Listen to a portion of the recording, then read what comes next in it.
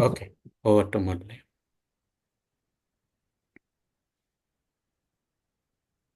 ॐ शिवशक्त्या युक्तो ॐ शिवशक्त्या युक्तो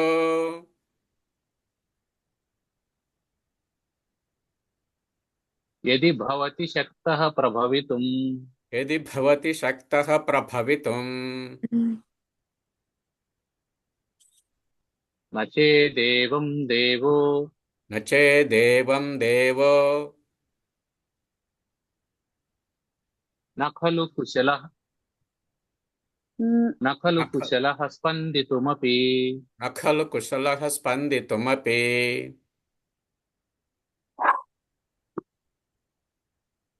अतस्त्वामाराध्याम् अतस्त्वामाराध्याम्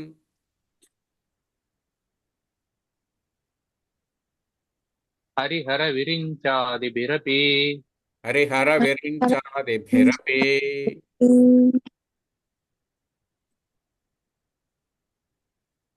प्रणन्तुं स्तोतुं वा प्रणम्तुं स्तोतुं वा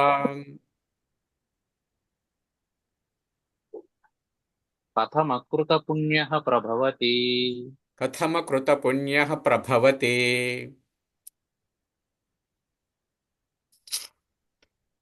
सर्ववेदान्तसिद्धान्त सर्ववेदान्तसिद्धान्त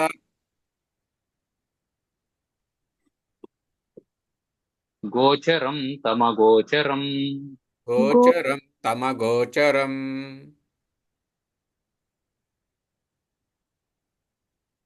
गोविन्दं परमानन्दं गोविन्दं परमानन्दम्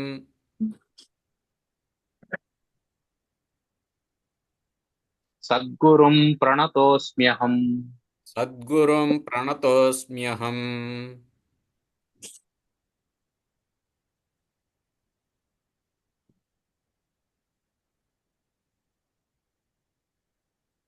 सद्गुरुं प्रणतोऽस्म्यहम् सद्गुरुं प्रणतोऽस्म्यहम्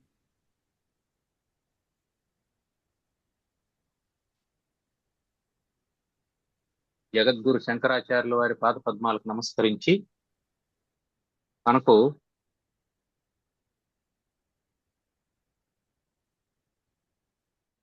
ఎవడు ఈ జ్ఞానానికి అధికారి, జ్ఞానం వల్ల మోక్షం కలుగుతుంది, అది అపరోక్ష జ్ఞానమై ఉండాలి. పరోక్ష జ్ఞానం వల్ల కాదు, అపరోక్ష జ్ఞానం వల్లనే మోక్షం కలుగుతుంది. మరి ఈ జ్ఞానానికి అధికారి ఎవరు? అధికారి అంటే అర్థం ఏంటంటే, ఇప్పుడు ఇంటర్మీడియట్ లో చేరాలంటే వాడు 10వ తరగతి పాస్ అయి ఉండాలి, డిగ్రీలో చేరాలంటే వాడు ఇంటర్మీడియట్ పాస్ అయి ఉండాలి, ఇంజనీరింగ్ లో చేరాలి అంటే అతను ఆ ఎంట్రన్స్ టెస్ట్ లో మార్కులు సంపాదించుకొని ఉండాలి అని చెప్తాం కదా. దీన్నే మనం అధికారి అంటాం. అంటే క్వాలిఫైడ్ పర్సన్ ఎవరు? అట్లా వేదాంత శాస్త్రానికి కూడా అధికారి ఎవరు అనేది ఇక్కడ నిర్ణయం జరుగుతోంది. ఎవరు అధికారి అంటే, అధికారిణమాశాస్తే ఫలసిద్ధిర్విశేషతః. अधिकारिणमासास्ते फलसिद्धिर्विशेषतः అధికారిణమాశాస్తే अधिकारिणमासास्ते ఫలసిద్ధిర్విశేషతః. फलसिद्धिर्विशेषतः उपायादेशकालाद्याः पायादेशकालाद्याः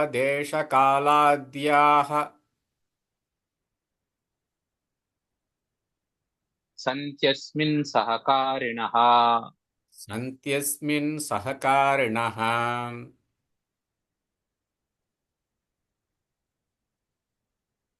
అధికారిణమాశాస్తే, అధికారి గురించి చెబుతూ ఉన్నాడు. దేనికి?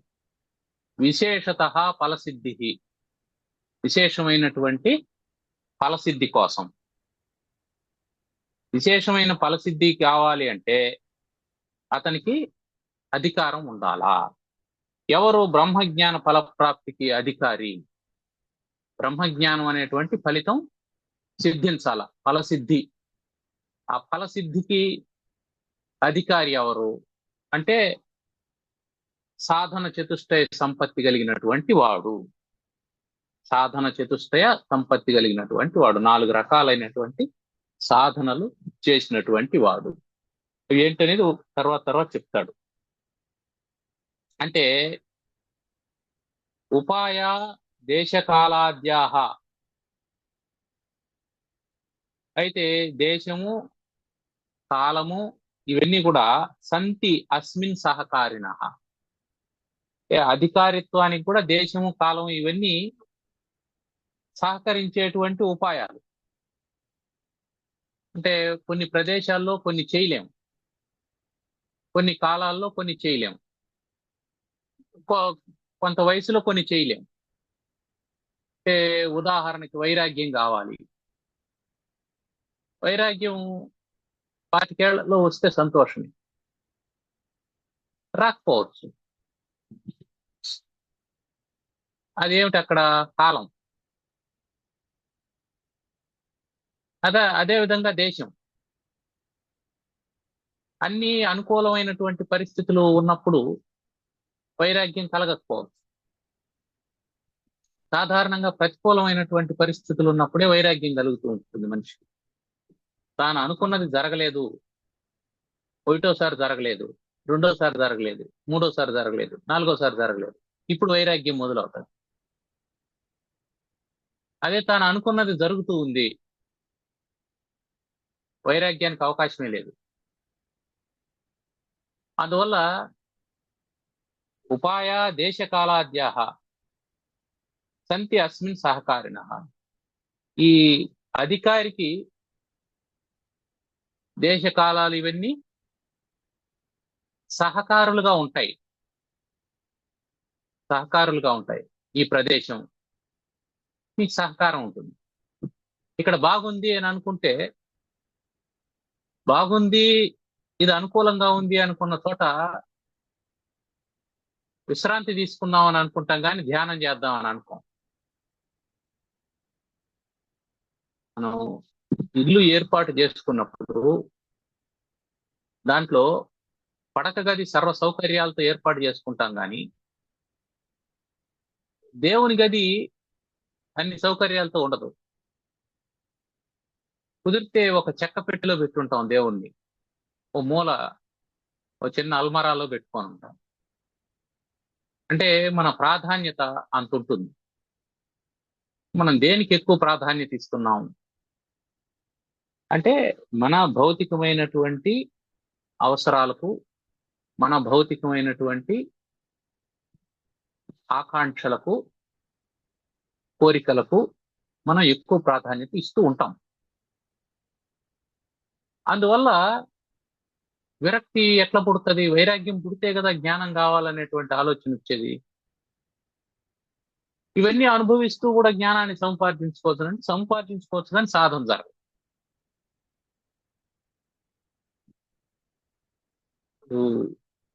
భోజనం తినడానికి ఉండి ఉపవాసం చేయడం వేరు, భోజనం దొరక్క పస్తుండి దానికి ఉపవాసం అని పేరు పెట్టడం వేరు.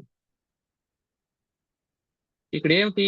భౌతికమైనటువంటి అంశం కాదు, ఇది మానసికమైనటువంటి అంశం. నేను ఉపవాసం ఉన్నాను అంటే అర్థం ఏమిటంటే నాకు లేకుండా తినకుండా ఉన్నానని కాదు, నాకున్నదాన్ని నేను తినకుండా ఈరోజు వదిలేశాను. కారణం ఏంటి? నేను వదిలేయగలను అని నిరూపించుకోవడం. నేను వదిలేసి కూడా ఉండగలను, ఇట్లా కూడా ఉండగలను అని సాధన చేయడం కోసం. దొరకకుండా ఉన్నాడనుకో, దీన్ని ఉపవాసం అని అనుకుందాం అని అంటే అది ఉపవాసం అవుతుంది. ఎప్పుడు అవుతుంది అంటే దొరకనప్పుడు సమాజాన్నో తన తలరాతనో భగవంతుణ్ణో నిందించుకుంటూ ఉండకుండా ఆ దొరకకపోవడం కూడా భగవంతుని దయా విశేషము అని అనుకొని భగవంతుణ్ణి హృదయంలో నిలుపుకొని భగవద్ధ్యానం చేస్తూ ఉంటే ఆ దరిద్రం కూడా, ఆ లేమి కూడా ధ్యానం అయిపోతుంది. అది కూడా వ్రతం అవుతుంది. అలా కాకుండా ఉపవాసం ఉండి కూడా భగవంతుణ్ణి ధ్యానించకుండా ఏదేదో విషయాలు చర్చించుకుంటూ ఉంటే అది లౌకికమైనటువంటి వ్యవహారం అవుతుందే గాని భగవంతునికి సంబంధించినటువంటి వ్యవహారం కాదు. కాబట్టి ఏం చేయాలా? చిత్తశుద్ధి ఉండాలా.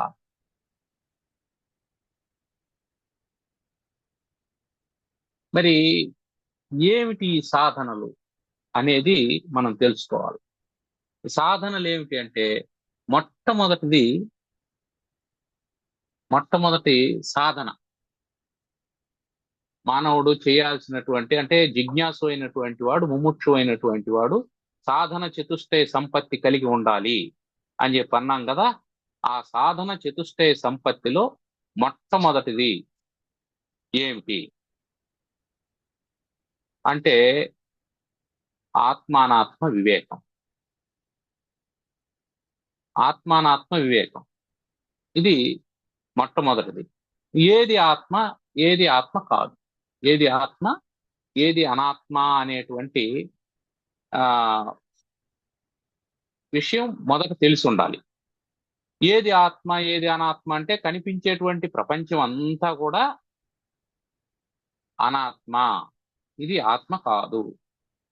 మళ్ళీ ఇక్కడ ఆత్మ కాదు అని చెప్పడానికి కూడా లేదు మళ్ళీ. ఎందుకంటే భగవంతుడు కానటువంటిది ప్రపంచంలో ఏమీ ఉండదు, మొత్తం భగవంతుడే. అదే మొత్తం భగవంతుడు అని తెలుసుకునే ముందు, భగవంతుడు మాయ వీటిని తెలుసుకునే ముందు మొదట ఆత్మ అనాత్మ, ఇది ఆత్మ ఇది అనాత్మ అని మొదట అనుకోవాలి.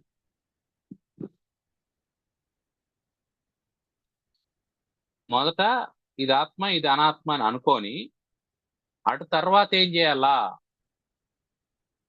ఏది మనం ఆత్మ కాదని అనుకున్నామో అది అది కూడా ఆత్మ కంటే భిన్నమైనటువంటిది కాదు అనేది తర్వాత తెలుసుకోవాలా. అందువల్ల మొట్టమొదట ఆత్మానాత్మ వివేకం. ఏది ఆత్మ అని అనుకున్నప్పుడు, ఏది ఆత్మ అని అనుకున్నప్పుడు ఏదైతే పరిణామానికి లోను కాకుండా ఉంటుందో అది ఆత్మ. ఏది పరిణామానికి లోను కాకుండా ఉంటుందో అది ఆత్మ. పరిణామానికి లోనయ్యేటువంటివన్నీ ఆత్మలు కాదు. పరిణామానికి లోనయ్యేటువంటిది ఆత్మ కాదు, పరిణామానికి లోను కాకుండా ఉండేది ఆత్మ. ఇప్పుడు దృశ్యమానమైనటువంటి జగత్తంతా చూసినామంటే, మనకు కనిపిస్తూ ఉండేటువంటి ప్రపంచం అంతా చూస్తే ఈ ప్రపంచంలో ప్రతి విషయం పరిణామానికి లోనవుతూనే ఉంది. మట్టి కుండగా అయింది, బంగారం నగలుగా మారింది, వరి బియ్యం అన్నంగా మారింది. ఇట్లా ప్రతిదీ మారుతూ ఉంది. అది ఎప్పటిదాకా మారుతుంది? ఎప్పటిదాకా మారుతుంది? ఇలా మారుతూనే ఉంది. ఎప్పటిదాకా మారుతుంటుంది అంటే మారుతూనే ఉంటుంది. ఆ మారుతూ ఉన్నటువంటి దాన్ని మనం ఏమన్నా చేయగలమా? మనం ఏం చేయలేము. మారుతూ ఉన్నటువంటి దాన్ని అది మారుతూ ఉంది తెలుసుకోవడమే ఆత్మానాత్మ వివేకం. అంతే, ఇంకేం లేదు. అది మారుతూ ఉంది. ఇలా మారుతూ ఒకటి ఉన్నప్పుడు మారకుండా ఉండేది ఏదైనా ఉందా? మారకుండా ఉండేది ఒకటి ఉంది. ఏముంది అంటే, నేను 6 ఏళ్ల వయసులో నేను మురళి, 16 ఏళ్ల వయసులో నేను మురళి, 50 ఏళ్ల వయసులో నేను మురళి. నేను మురళి అనేది అలాగే ఉంది. కానీ నేను మురళి అనేసి ఏ శరీరాన్ని చూపించానో అది 6 ఏళ్ల వయసులో ఉన్నట్టు 16 ఏళ్ల వయసులో లేదు, 16 ఏళ్ల వయసులో ఉన్నట్టు 36 ఏళ్ల వయసులో లేదు, 36 వయసులో ఉన్నట్టు ఉన్నట్టు 50 ఏళ్ల వయసులో లేదు. అంటే ఏమర్థం? ఈ శరీరం మార్పుకు లోనవుతోంది. ఈ శరీరాన్ని సూచిస్తూ ఉందే ఈ రూపం. ఈ రూపానికి ఒక నామం ఉంది. ఈ రూపం పోయేంత వరకు నామం అట్లాగే ఉంటుంది.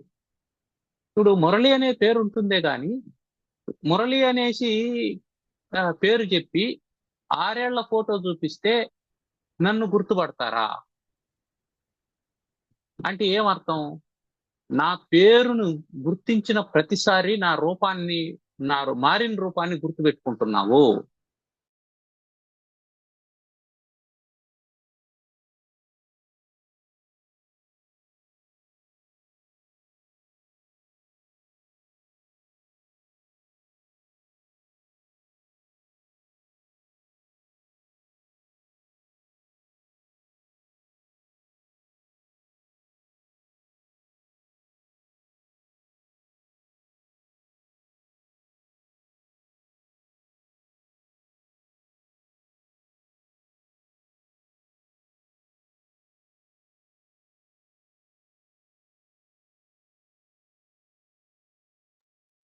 ముని గారు డిస్కనెక్ట్ అయినట్టుంది. అవునండి, ఏదో ఇంటర్నెట్ ఏమైనా ప్రాబ్లం. Okay okay.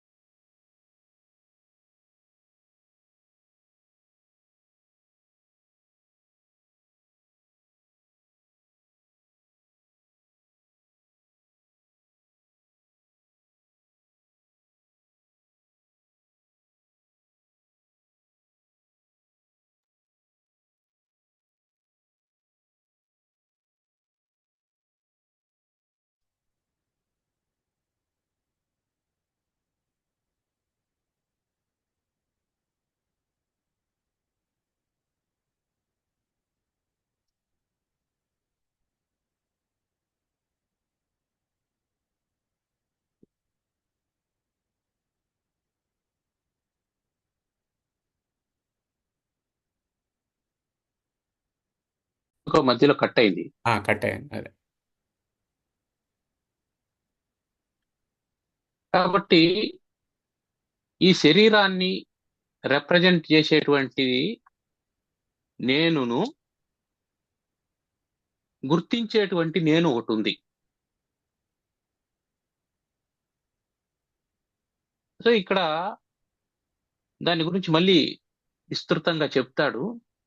మొట్టమొదట ఏం చేసినాం? ఆత్మానాత్మ వివేకం, లేదా నిత్యానిత్య వస్తు వివేకం అని కూడా చెప్పచ్చు. అధికారికి మొట్టమొదటి లక్షణం ఏంటి? ఏది అనాత్మ, ఏది ఆత్మ, ఏది నిత్యం, ఏది అనిత్యం, ఏది సత్యం, ఏది అసత్యం అనేది తెలియాలి.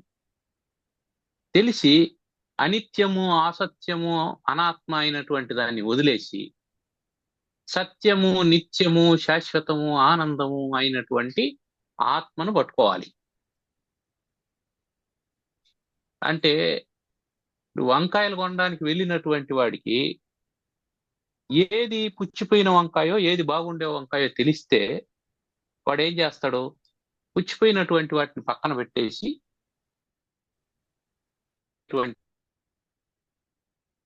కాబట్టి ఎలా ఉంటే బాగున్నట్టు అనేది తెలియాలి. బెండకాయ కొనేదానికి పోయినటువంటి వాడు దాని కొనని గిల్లి చూస్తాడు. దానివల్ల ఏం తెలుస్తుంది వాడికి? అది ముదిరిందా లేతగా ఉందా అనేది తెలుస్తుంది. ఇది తెలియనటువంటి వాడు పోయినాడు అనుకో, ఏం చేస్తాడు? వాడు ఇచ్చింది తీసుకొని వస్తాడు. దాంట్లో ముదిరిపోయినటువంటి ఉంటే పనికిరావు. అందుకని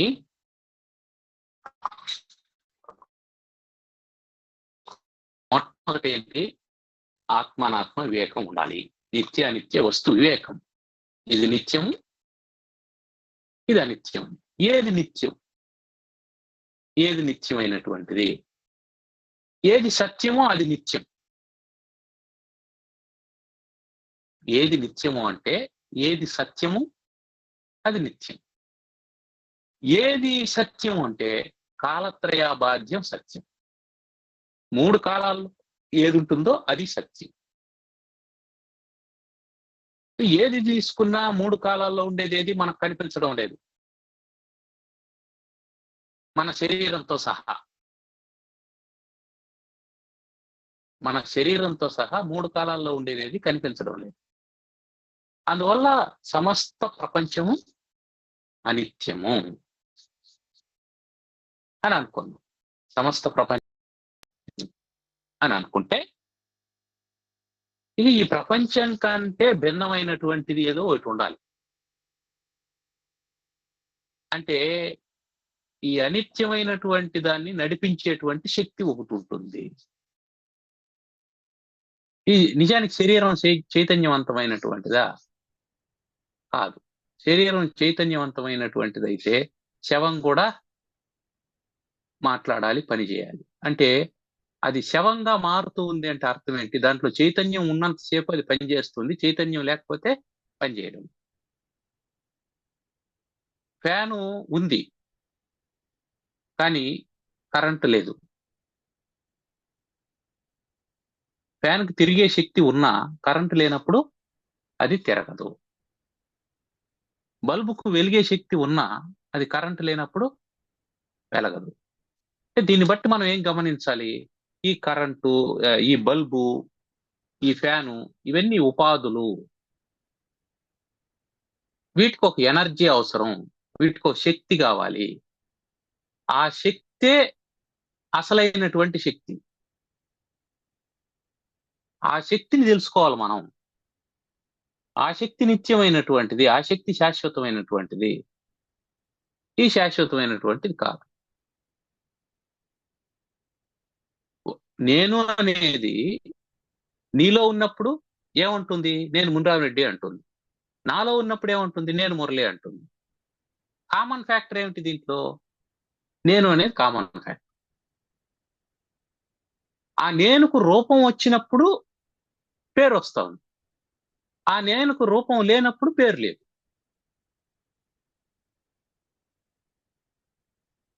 ఇది అర్థమైందంటే నిత్యానిత్య వస్తు వివేకం మనకు కలుగుతుంది. ఇది నిత్యము, ఇది అనిత్యం. నిత్యానిత్య వస్తు వివేకం కలిగిన తర్వాత రెండో లక్షణం ఏమిటి అధికారికి?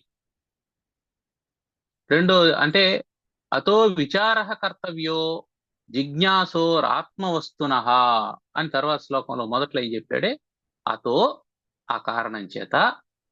ఎందుకు?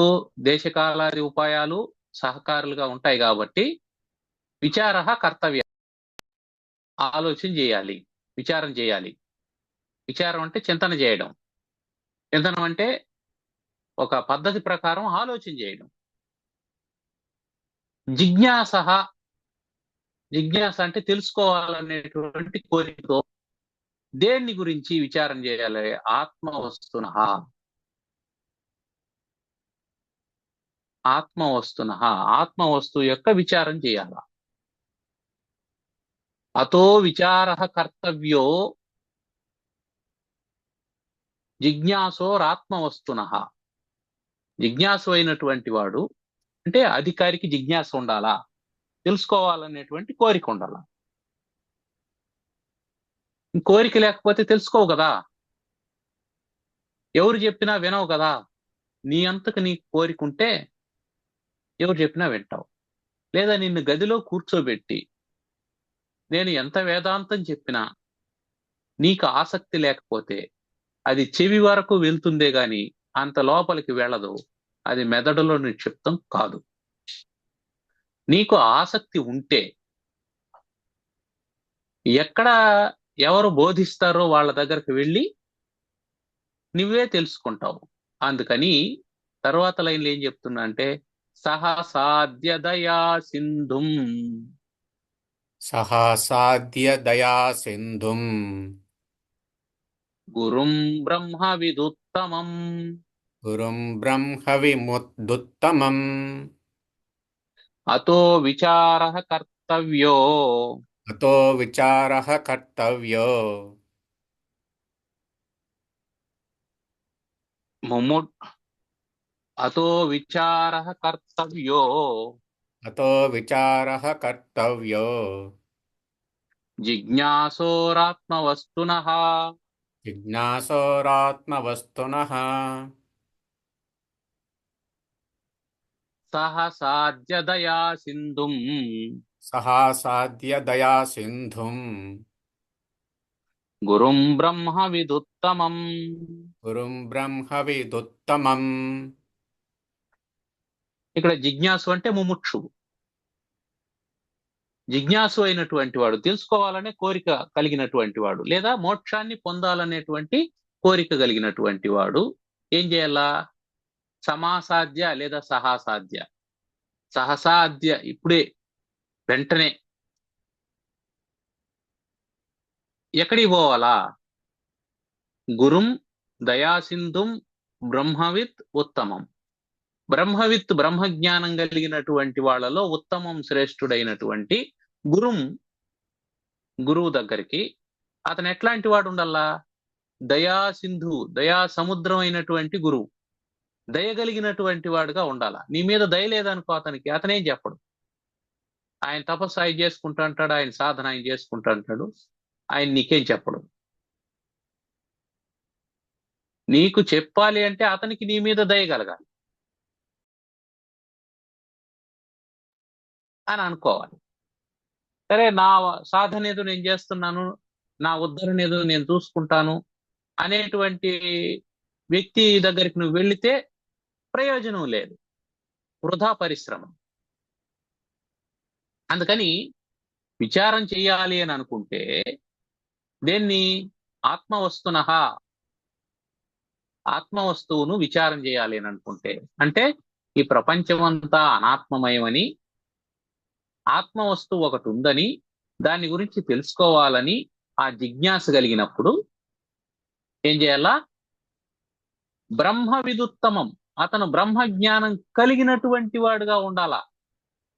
బ్రహ్మజ్ఞానం లేనటువంటి వాని దగ్గరికి వెళ్తే లాభం లేదు. గురువులు చాలా రకాలుగా ఉంటారు, చాలా రకాలుగా ఉంటారు. వాళ్ళ సాధనలు వాళ్ళు చేస్తూ ఉంటారు. ఎవరికి వాళ్ళకు వాళ్ళ సాధన గొప్పగా ఉంటుంది. అయితే బ్రహ్మజ్ఞానాన్ని బోధించే వాడి దగ్గరికే వెళ్ళాలను. ఇంకేదో పని చేసుకునేటువంటి వాని దగ్గరికి వెళ్ళి వాడు నా గురువు అని అంటే వాడు నీకు జ్ఞానాన్ని ఇవ్వలేడు. మనం అదేంటి స్క్రూ డ్రైవర్ కొనాలి అని అంటే హార్డ్వేర్ షాప్లోకి వెళ్ళాలి. బట్టల షాప్లోకి వెళ్ళి స్క్రూ డ్రైవర్ కావాలనంటే దొరకదు. అందరూ వ్యాపారస్తులే కదా, అతను అమ్మేవాడే ఇతను అమ్మేవాడే కదా అని. అమ్మడం అనేది కామన్ ఫ్యాక్టర్, కానీ వస్తువు ఉంటే అమ్మడం వేరు, వస్తువు లేకుండా అమ్మలేడు కదా. మనకు కావాల్సింది బ్రహ్మజ్ఞానం, అది హార్డ్వేర్ షాప్ లో దొరుకుతుంది, అది బట్టల అంగట్లో దొరకదు. అందువల్ల బ్రహ్మవిదుత్తమం, బ్రహ్మజ్ఞానం కలిగినటువంటి వాళ్ళలో శ్రేష్ఠుడైనటువంటి వాడు. రెండూ ఉండాలా అతనికి. ఒకటి, ఆ వస్తువు యొక్క జ్ఞానం ఉండాలా, అంటే దాని గురించి చెప్పగలిగినటువంటి థియాటికల్ నాలెడ్జ్ ఉండాలా. రెండోది ఏమి ఉండాలి? అతను సాధన చేసి ఉండాలి, అనుభవం ఉండాలి. అతనికి అనుభవం కూడా ఉండాలా.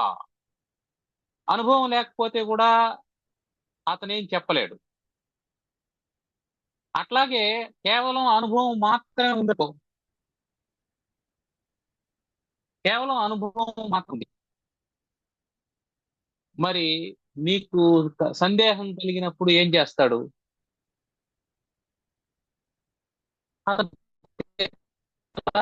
ఆ సద్గురు ఎట్లా ఉండాలి? బ్రహ్మవిదుత్తముడుగా ఉండాలి. నీకు భేద దృష్టిని ఇచ్చేవాడుగా ఉండకూడదు, అభేదాన్ని తెలియజేసేవాడుగా ఉండాలి.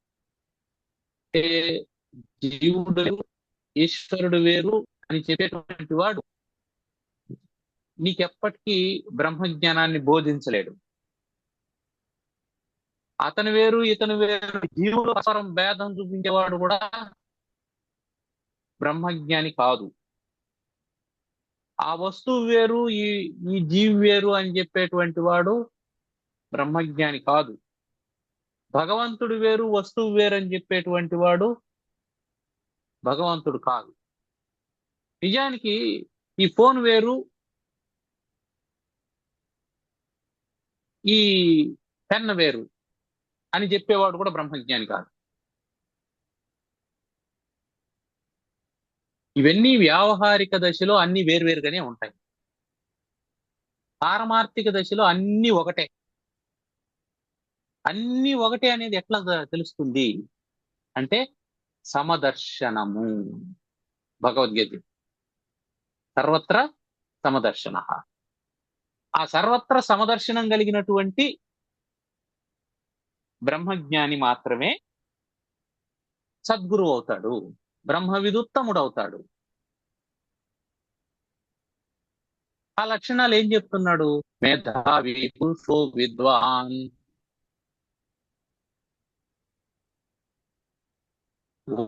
అపోహ విచక్షణ, మేధావి అధికార్య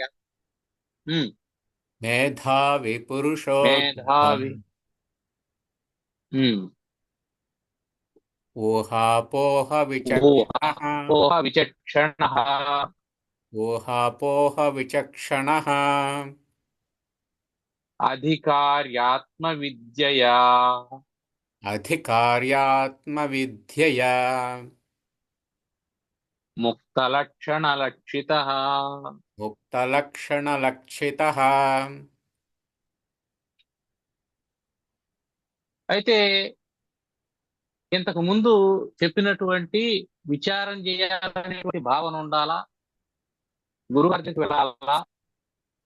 అయితే ఇవి మాత్రమే సరిపోదు.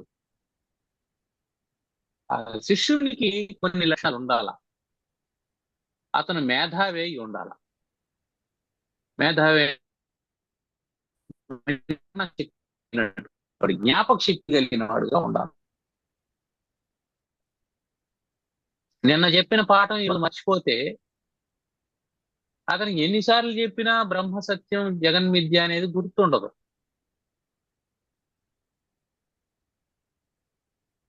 అందువల్ల మేధావి పురుష, వెళ్ళేటువంటి వాడు మేధావి అయినటువంటి వ్యక్తిగా ఉండాలి.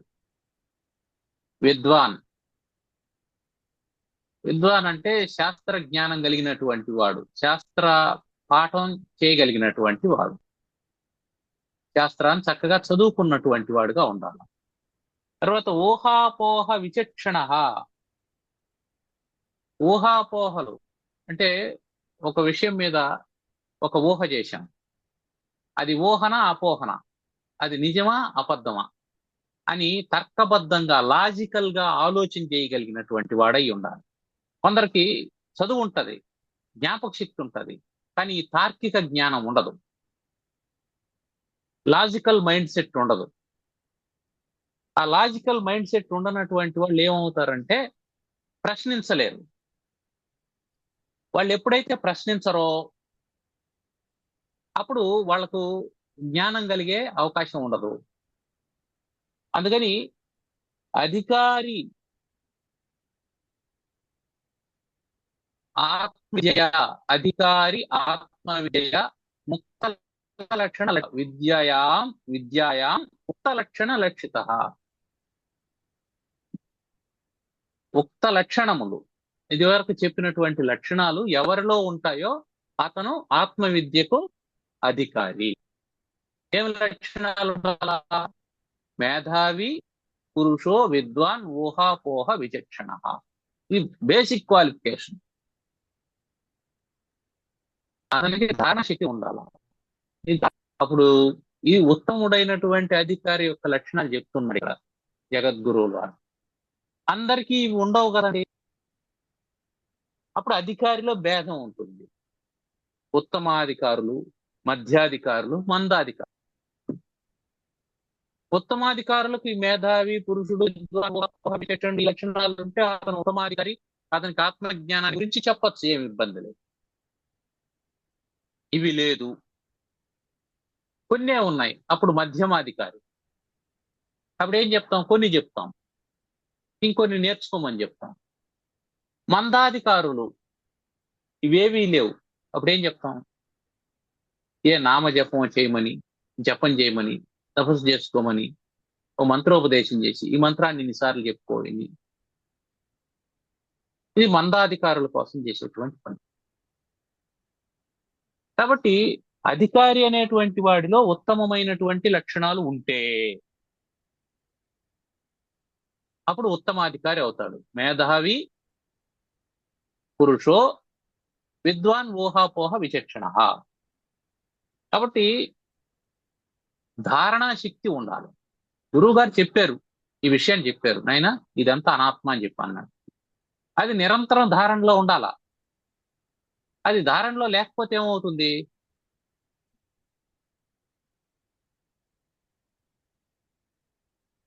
దీపం చిన్నదే,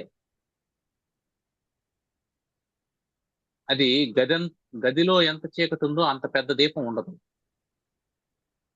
దీపం చిన్నదిగా ఉంటుంది, కానీ చీకటి మాత్రం గదంతా ఆవరించుకొని ఉంటుంది. ఆ గదంతా ఆవరించిన చీకటిని పోగొట్టడానికి గదిలో చిన్న దీపాన్ని పెడతాం. ఆ చిన్న దీపం ఆరిపోయింది అనుకోండి, వెంటనే ఏమవుతుంది? గదంతా చీకటి అలుముతుంటుంది.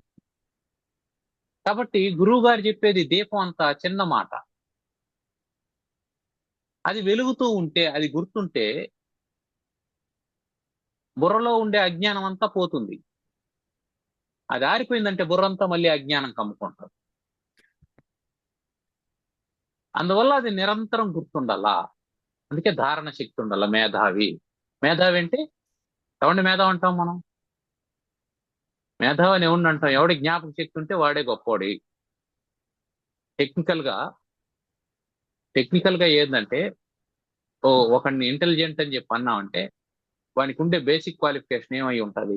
జ్ఞాపక శక్తి. ఓ పాఠం చదివాడు, అందరికీ ఒకే సిలబస్ ఉంది, అందరూ ఒకే పాఠం చదివారు, ఒకే టెక్స్ట్ బుక్ చదివారు, దాంట్లో నుంచి 100 ప్రశ్నలు తయారు చేసి ఇచ్చినారు. ఎవడికి 80 గుర్తుంటే వాడు ఫస్ట్, 40 గుర్తుండేవాడికి వాడు లాస్ట్. అంటే ఏమర్థం ఇక్కడ? జ్ఞాపక శక్తి అనేది వాని మేధాశక్తిని నిర్ణయిస్తూ ఉంది. అందువల్ల జ్ఞాపక శక్తి ఉండాలి. అది బ్రహ్మజ్ఞానానికి మాత్రమే కాదు, ఏ వృత్తికైనా జ్ఞాపక శక్తి అవసరం. ఒక వస్తువు పొడవెంతుందో కొలవాలి అని అనుకున్నాడు. పొడవెంతుందో కొలవాలి అని అనుకున్నప్పుడు వాడు లీటర్ తీసుకొని వచ్చినాడు అనుకో. ఏమయ్యా నువ్వు లీటర్ క్యాన్ తీసుకొని వచ్చినావు, ఇది ఎందుకు అంటే పొడవ కొలిచేదానికి అన్నాడంటే, ఎట్లా? పొడవను కొలవాలంటే స్కేల్ తెచ్చుకోవాలి,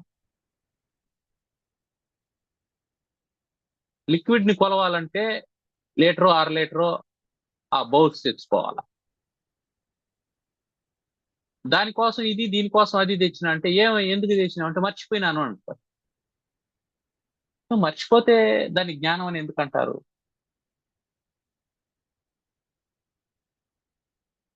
మర్చిపోకూడదు. అందువల్ల మేధావి. ఉత్తమమైనటువంటి అధికారి ఎవరంటే జ్ఞాపక శక్తి ఉండేవాడు ఉత్తమ అధికారి. ఇప్పుడు అన్ని మర్చిపోతాడు, అందువల్ల అంతా గుర్తు పెట్టుకోలేడు. కాబట్టి లాస్ట్కి ఏం చేస్తాడు గురువు గారు? ఓ చిన్న మంత్రం చెప్తాడు, ఇదైనా అనుకుంటా ఉండరా నాయన. ఎందుకు జపం చేయమంటాడు? ఆ జ్ఞాపక శక్తి పెంపొందించుకోవడం కోసం, ఆ ధారణ పెంపొందించుకోవడం కోసం. నిత్యం చెప్పుకుంటూ ఉండు.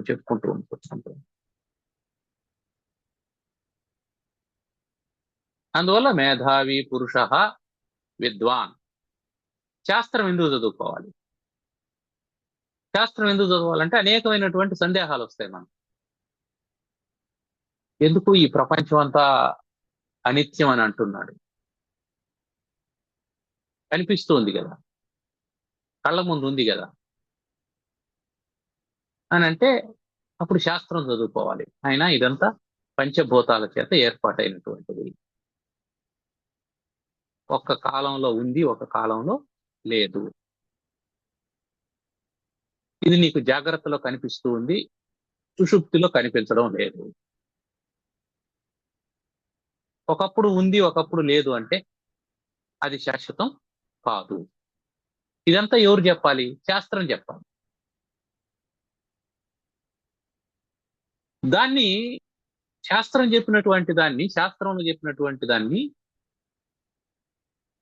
మనం సమన్వయం చేసుకునేటువంటి విచక్షణ జ్ఞానం ఉండాలి. ఇది చేయొచ్చు, ఇది చేయకూడదు, సమన్వయం చేసుకునేటువంటి శక్తిని విచక్షణ జ్ఞానం అంటాం. శాస్త్రంలో చదివాం. ఏం చెప్తుంది?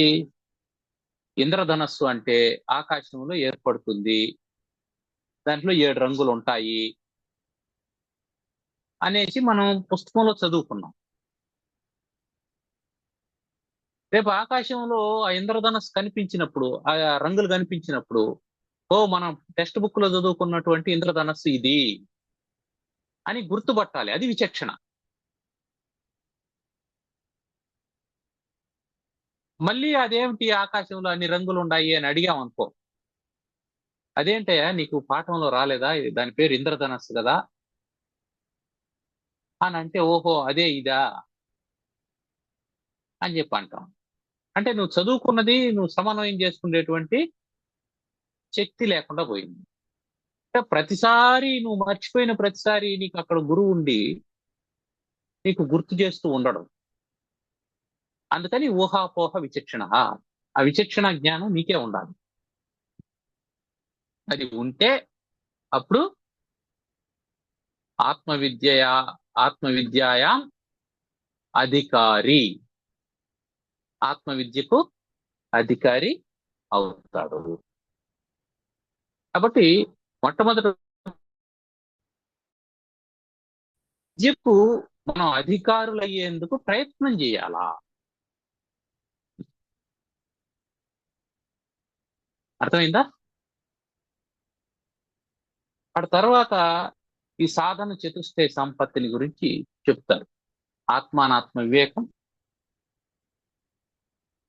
ఇహామూత్రార్థ ఫలభోగ విరాగం, శమాది షట్క సంపత్తి, ముముక్షు. 4ంటికి సాధన చతుష్టయ సంపత్తి పేరు. అది తర్వాత 8వ శ్లోకం నుంచి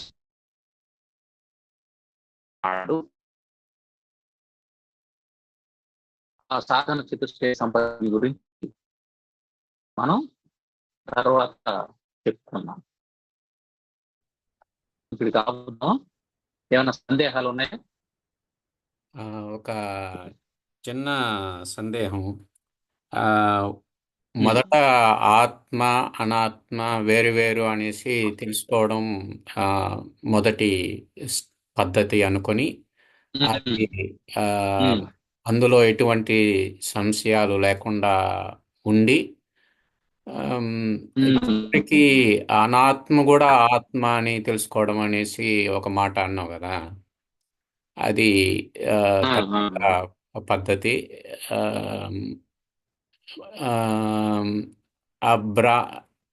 తర్వాత ఇంకొకటి, అందరూ అధికారులే అని అర్థం అవుతుంది. మధ్యం అధికారి, మందాధికారి, ప్రతి ఒక్కరూ అధికారులే, ప్రతి ఒక్కరూ దానికి అర్హులే అనేసి అనేది కూడా ఒక మంచి.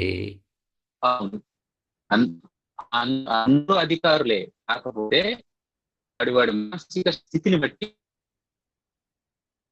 ఉంటాయి. ఇప్పుడు అందరికీ ఆకలి ఉంది,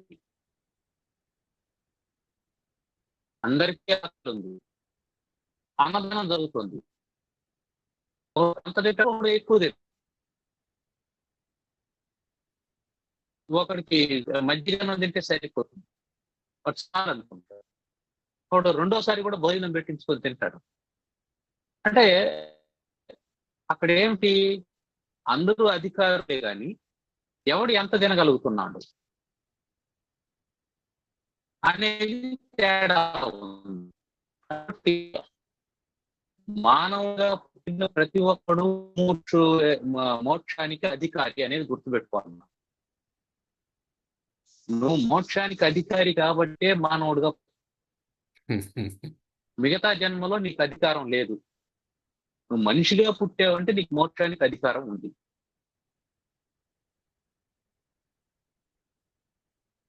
అది మనం ఎంత త్వరగా గుర్తు చేసుకొని, ఎంత త్వరగా గుర్తించి మనం ఆ వైపుకు ప్రయత్నం చేస్తాం అనే దాంట్లో తేడా ఉంటుంది. కొందరు ఏమవుతారు, జీవితాంతం కూడా దాని గురించినటువంటి ఆలోచన రాదు. కొందరికి 70లోనో 80లోనో వస్తుంది, 40 వస్తుంది. కొంతమంది పుట్టుకునే శంకరాచార్యులు లాంటి వాళ్ళు పుట్టుకతోనే వైరాగ్యంతో ఉన్నారు. వివేకానంద స్వామి లాంటి వాళ్ళు, రమణ మహర్షి లాంటి వాళ్ళు కొంతకాలం సంసారం చేసి వదిలేసి సన్యాసం తీసుకున్నటువంటి వాళ్ళు ఉంటారు. సంసారం ఉంటూనే మనం భగవంతుని గురించి తెలుసుకోవాలి, మోక్షాన్ని పొందాలి అనేటువంటి ఆలోచన వచ్చిన వాళ్ళు కొంతమంది. ప్రతి ఒక్కరికి మోక్షత ఉన్నది.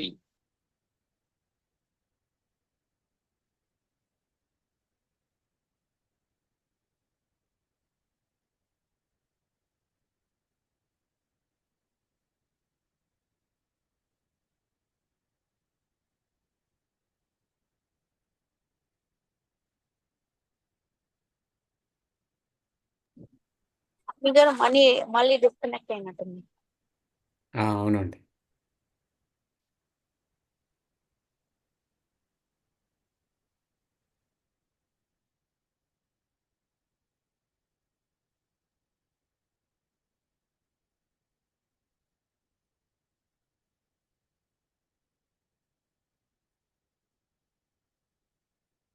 మళ్ళీ డిస్టర్బెన్స్ అయింది.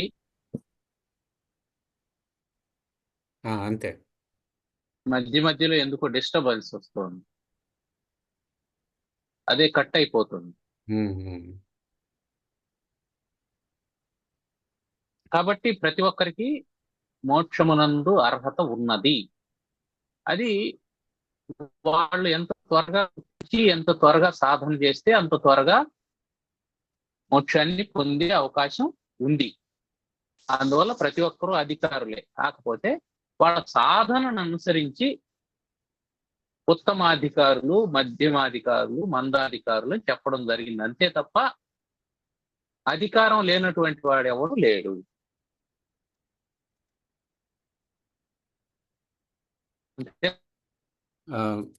తర్వాత శరీరమును మనం అనాత్మ అనుకొని మళ్ళా ఆత్మని ఎలా అనేది మనకు చివరిలో తెలుస్తుంది. మొదట ఏం చేయాలంటే ఆత్మను అనాత్మను విభజన చేస్తాం. అంటే ఇది జడ పదార్థము, ఇది చైతన్య పదార్థం అని విభజన చేశాం. అంటే ఈ శరీరం జడ పదార్థం, లోపల ఉండేటువంటి ప్రాణం చైతన్యం అని అనుకున్నాం. ఇప్పుడు ఇంకొంత సాధన తర్వాత ఈ శరీరం ఎట్లా వచ్చింది? ప్రాణం నుంచి వచ్చిందా, ప్రాణం లేని దాని నుంచి వచ్చిందా? ప్రాణం అందిన దాని వల్ల. ప్రాణం ఉన్నదాని నుంచి వచ్చిందా? ప్రాణం ఉన్నదాని నుంచే వచ్చింది. ప్రాణం ఉన్నదాంట్లో నుంచి వచ్చింది. ఏమర్థం? ఈ మనం ఏ శరీరానికి అయితే చైతన్యం లేదని అనుకుంటున్నామో, ఏదైతే జడ పదార్థం అని అంటున్నామో, ఆ జడ పదార్థం కూడా ఇంకొక చైతన్య పదార్థం నుంచి వచ్చింది ఆ, అర్థం.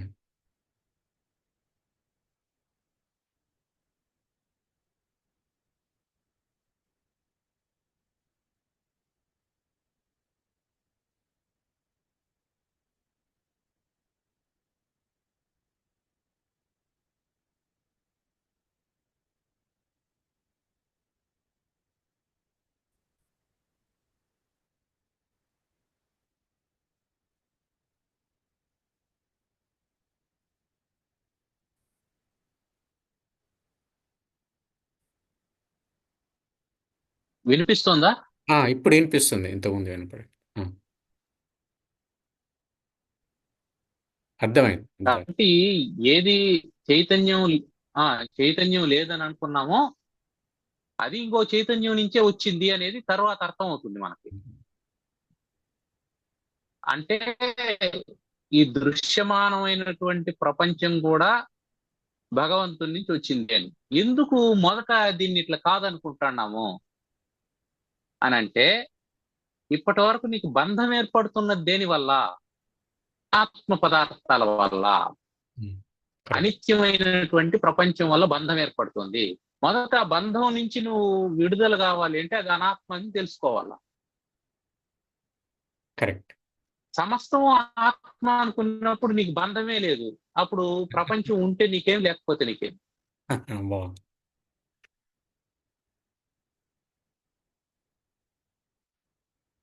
ఎగ్జాక్ట్. ఎవరో ఎవరికో దెబ్బలు తగిలాయి, అందులో మన వాళ్ళు ఉండారు అని అనుకుంటే ఏదో చెప్పినారు, ఎర్ర డ్రెస్ వేసుకొని ఉండే వాళ్ళకు దెబ్బ తగిలింది అని చెప్పి అన్నారు. మనం ఏమనుకున్నాం, ఇంటి దగ్గర మన వాళ్ళు ఎర్ర డ్రెస్ వేసుకొని వెళ్ళారని చెప్పి అనుకున్నాం. ఇప్పుడు ఏం చేస్తాం? బాధపడతాం. దగ్గరికి పోయినాం, చూసాం, గుర్తుపట్టాం, మనది కాదు అని అనుకున్నాం. ఇప్పుడేమైంది? దుఃఖం లేదు. మనకు దుఃఖం లేదు అని అన్నంత మాత్రాన యాక్సిడెంట్ జరగలేదా? జరిగింది.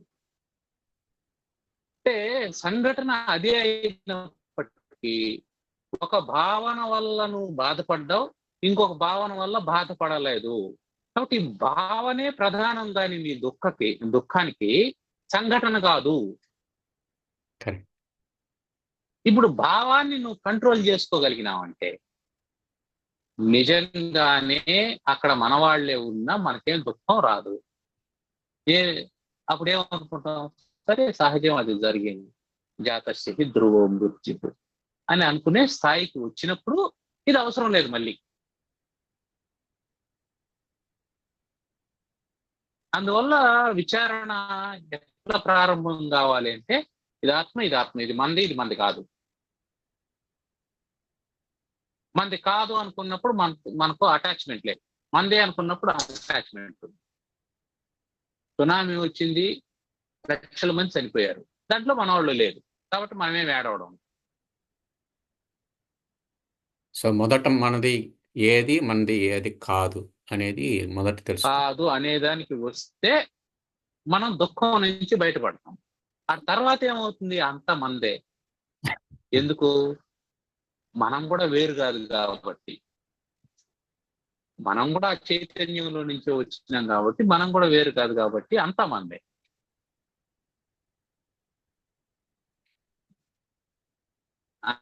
అంతా మందే. ఇప్పుడు ఇద్దరు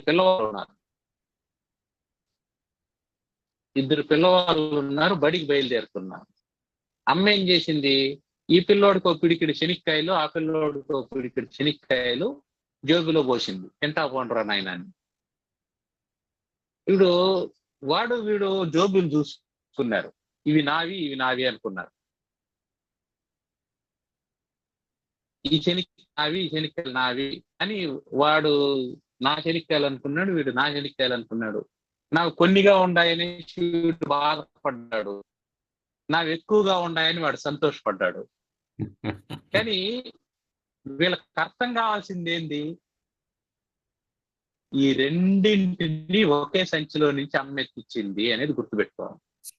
ఇది మనది అని వచ్చింది అనుకో, అప్పుడు తక్కువే ఉంది ఎక్కువే ఉంది. అది రావడం కోసం ముందుగా ఈ భేదభావం కలగాలి. ఇది ఆత్మ, ఇది అనాత్మ అని. ఆ తర్వాత ఏం రావాలా, ఏం దృష్టి రావాలా? సమదృష్టి రావాలి. సమదృష్టి వచ్చినప్పుడు ఏమవుతుంది? అసలు అనాత్మ అనేది లేదు. లేదు, అంతా ఆత్మ. ఇప్పుడు అంత ఆత్మే ఉంది అని మొదటే చెప్పినాం అనుకో, ఏమవుతుంది? అయితే దుఃఖం ఎందుకు వచ్చింది అనుకో. అన్ని శనిక్కాయలు మనమే అన్నప్పుడు నాకు తక్కువ ఉండాయని వాడు ఎందుకు ఏడుస్తాడు? ఒకే చోటు నుంచి అలా నువ్వు చిన్నవాడివి, అందుకని నువ్వు చిన్నవాడివి అంటే అందుకని నీకు తక్కువ ఇచ్చింది, వాడు పెద్దవాడు కాబట్టి ఎక్కువ ఇచ్చింది, నువ్వు ఎక్కువ తిన్నావంటే నీకు అజీర్తి చేస్తుంది అనేసి, ఇది లాజిక్. ఊహాపోహ విచక్షణ అని చెప్పన్నా, ఇది లాజిక్. మీ ప్రారంభం ఎంత ఉందని అయినా అందుకనేసి ఇట్లు ఇచ్చినారు అనేసి ఈ లాజిక్ చెప్పాడు. ఈ లాజిక్ ఏమవుతాడు? వాడు సాటిస్ఫై అవుతాడు. సరే పోనీలే, నేను కూడా పెద్దవాడు అయితే నాకు కూడా అన్ని వస్తాయి అనుకుంటున్నాను. వాడికి అర్థం కావాల్సింది ఏంది? నువ్వు పెద్దోడైపోతే మొత్తం నువ్వే పంట పండిస్తావు అనేది అర్థం కావాలి. మొత్తం నీదే అంటే తాత్కాలికంగా నీకున్నటువంటి అటాచ్మెంట్, తద్వారా ఏర్పడినటువంటి మిసరీ, బంధము, దానివల్ల కలిగినటువంటి దుఃఖం, దీన్ని సబ్సైడ్ చేయడానికి, దీన్ని పోగొట్టడం కోసం ఆత్మానాత్మ వివేకం అవసరం. ఆ తర్వాత మనం గుర్తించాల్సింది ఏమిటి? రెండు లేవు. ఆత్మ అనాత్మ రెండు లేవు, ఉన్నది ఒకటే. ఒకటే అయినప్పుడు దానికి పేరు పెట్టాల్సిన అవసరం లేదు. రెండు ఉన్నప్పుడే దానికి పేరు పెట్టాలి. ఎందుకు? వేరు చేసి చెప్పడానికి. రెండున్నాయి. నా ముందర ఉన్నది టేబుల్, నేను కూర్చొని ఉన్నది కుర్చీ, రెండు ఉన్నాయి కాబట్టి. ఈ టేబుల్ లేదు, కుర్చీ లేదు, ఆ వస్తువు లేదు, ఈ వస్తువు లేదు, ఇంక పేరుతో పనే ఉంది. అందువల్ల ఆత్మానాత్మ వివేకంతో మొదలు పెట్టాలి. అర్థం. రైట్, అంతేనా? కన్క్లూడ్ చేద్దాం. ఓం సర్వమంగళ మాంగళ్యే శివే సర్వార్థ సాధికే శరణ్యే త్ర్యంబకే దేవి నారాయణి నమోస్తుతే. ఓం స్వస్తి ప్రజాభ్యః పరిపాలయంతాం న్యాయ్యేన మార్గేణ మహిం మహిషాః. గోబ్రాహ్మణేభ్యః శుభమస్తు నిత్యం. లోకాః సమస్తాః సుఖినో భవంతు. ఓం శాంతి శాంతి శాంతి.